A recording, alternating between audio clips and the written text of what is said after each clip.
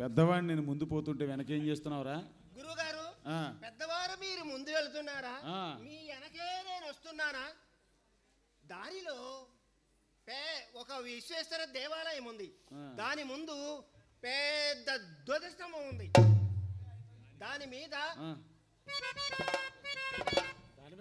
అది కాదు గురుగారు, దాని మీద 2 పావురాలు కింద మీద పడిపోతున్నాయి. అందులో ఆడదేది మగదేది అనే నా సందేహం. ఇంతగా తేలిందా? తేలలేదు, కాసేపు ఉంటే తేలేదే. ఈలోగా తుర్రుమనిపోయింది. సరే, మరి వెనకేం చేస్తున్నావురా? నువ్వు వెనకెందుకు ఉండిపోయావు? వెనకే ఉండిపోయాను గురు, అందుకనే ముందే వస్తున్నాను.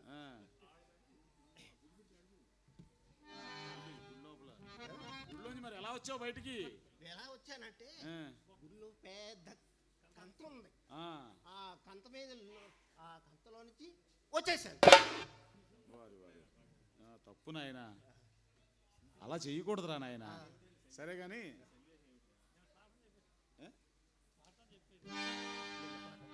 నిన్న చెప్పిన పాఠం వచ్చిందా? ఓ మొన్నే వచ్చింది.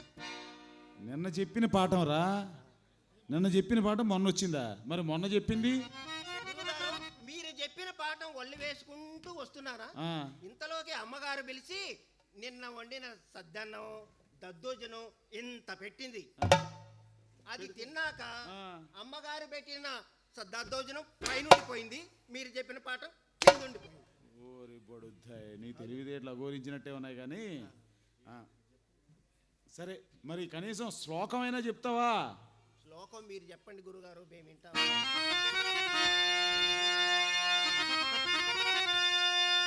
మూషికోత్తమా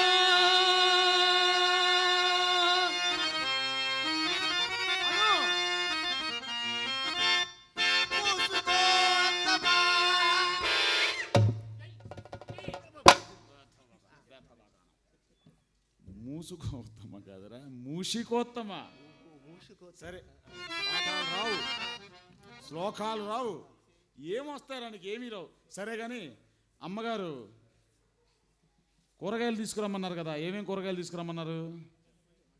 గురుగారు, అమ్మగారికి తోటకూర, గోంగూర, ఇంత పొడుగుండేది వంకాయ, మూవన్నెన వంకాయ తీసుకురమ్మన్నారు.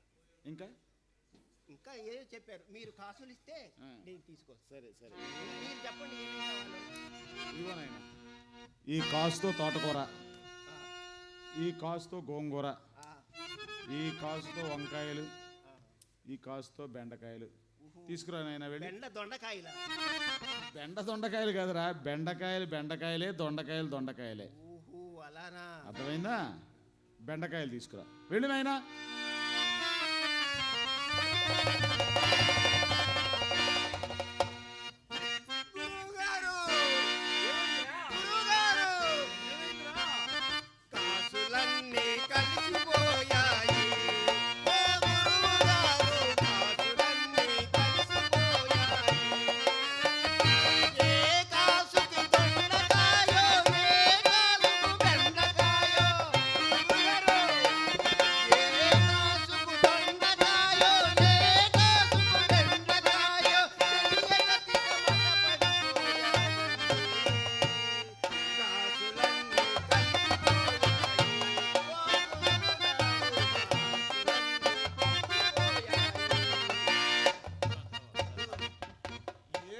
ఇచ్చినా అంగట్లో వాడు సరుకులు ఇస్తాడు.